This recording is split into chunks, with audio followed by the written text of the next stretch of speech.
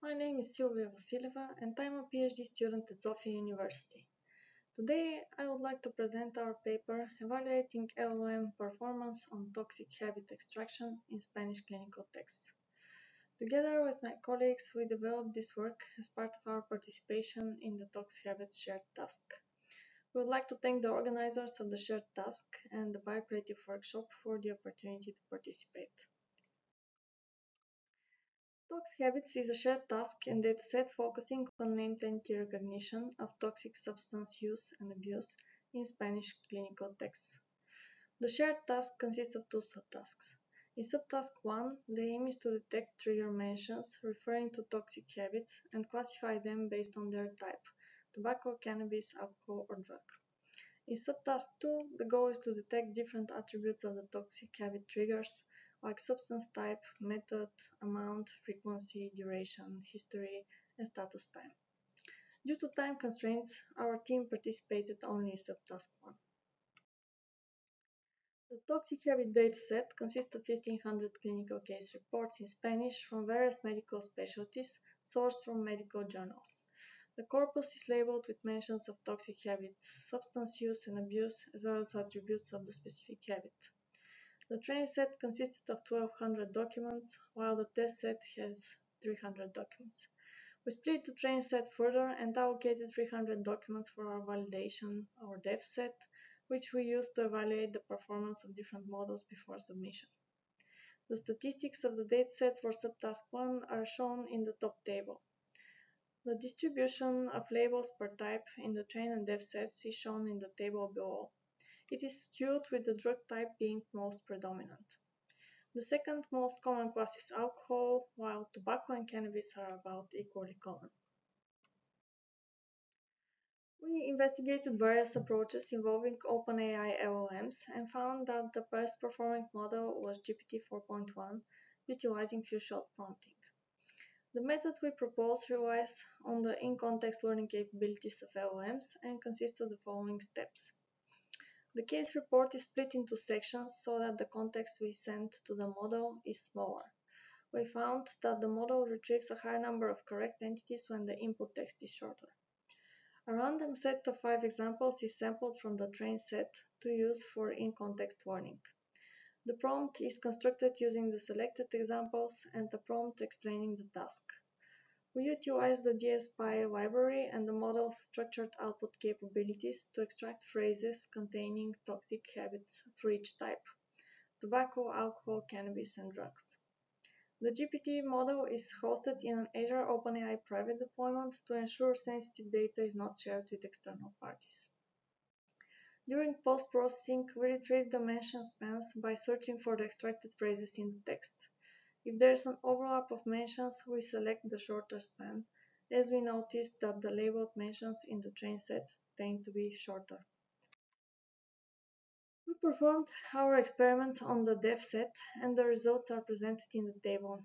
As a baseline approach, we created a dictionary from the train set and filtered the mentions that were unambiguously labeled as trigger entities.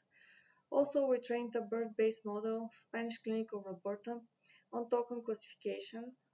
It has shown good results on Spanish clinical named entity recognition previously. The Spanish clinical Roberta model achieved a 0.79 F1 score on the dev set, which was the highest score in our dev experiments. However, our main focus was to evaluate the usage of LLMs. We performed some preliminary small experiments with several OpenAI models, including GPT 4.0, 4.1, and 4.5 preview, and GPT 4.1 showed the best initial results. Therefore, for our experiments, we focused on GPT 4.1. We compared the performance of GPT 4.1 in zero-shot and few-shot settings on the dev set and found that 5-shot outperforms zero-shot by about 6% F1, and the dictionary baseline is also outperformed by 2%. In the few-shot setting, we tried 3, 5, or 7 examples randomly sampled from the training set. Using 3 examples underperformed.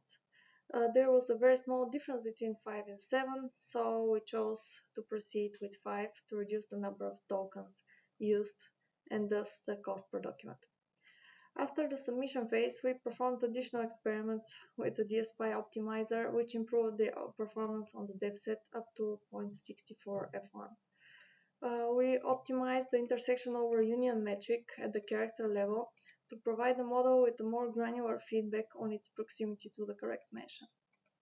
Also, we tried to optimize the prompt manually and were able to improve the F1 score up to 0.65. This was the highest score using KOM and second highest compared to the burst-based approach.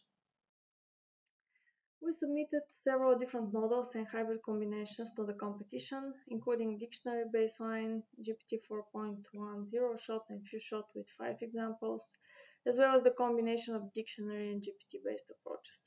The results on the test set are shown in the table. Our best model was the GPT 4.15 shot, which achieved a precision of 0.59 and a F1 score of 0.65. However, the best recall is achieved by the dictionary model. Unfortunately, the combination of the dictionary and GPT model decreases the performance as the combination strategy proved unsuccessful. The most significant source of errors in the GPT 4.1 predictions is the correct detection of entity boundaries. Very often, the correct mention is part of a phrase extracted by the model, but the model retrieves additional context information related to the trigger attributes such as method, current or past usage, amount, and negation. In the case of GPT 4.10 shot, about 83% of the gold entities are contained in a predicted entity. In the future, a method to fine-tune the entity boundaries can be applied as a post-processing step to improve the exact match of entities predicted by the approach. The method we propose automatically detects multiple instances of the same phrase in the clinical report and marks them with the predicted trigger type. However, not all instances were labeled in the dataset, as the mentions probably depend on context, which introduced another source of errors in our model's predictions. Our proposed method, using the GPT 4.1 model, can retrieve more mentions of different types of alcohols or prescription drugs, which may not necessarily be associated with substance abuse, as they can be prescribed for certain conditions. In general, our method retrieves more specific mentions of substances and struggles to identify common words that reference toxic habits like consumers, toxic, and etc. Our method, utilizing GPT 4.1 in context learning, achieved an F1 score of 0.65 on the test set. Although the LLM-based named entity recognition does not perform as well as the fine-tuned word-based models, the result indicates a promising direction for further research, particularly in the area of multilingual clinical named entity recognition. An advantage of using LLMs is that they support multiple languages and can be instructed with very few examples to identify entities correctly. As future work, it would be beneficial to explore selecting semantically similar examples for each document, as it has shown to improve the future performance of LLMs. Further, refining the entity boundaries based on the entities retrieved by the LLM could tackle the problem of longer sequences being retrieved by the LLM. Using a dedicated post-processing step that classifies the likelihood that the span is an entity could improve the precision of the overall system. Finally, we would like to explore the second subtask as well and potentially combining the approach for both subtasks to utilize the capabilities of LLMs more fully. We would like to express our gratitude to the Summit and Rescue Plus projects, which provided the funding for our work. If you have any questions about our paper, please don't hesitate to reach out using the email address provided. Thank you for your attention.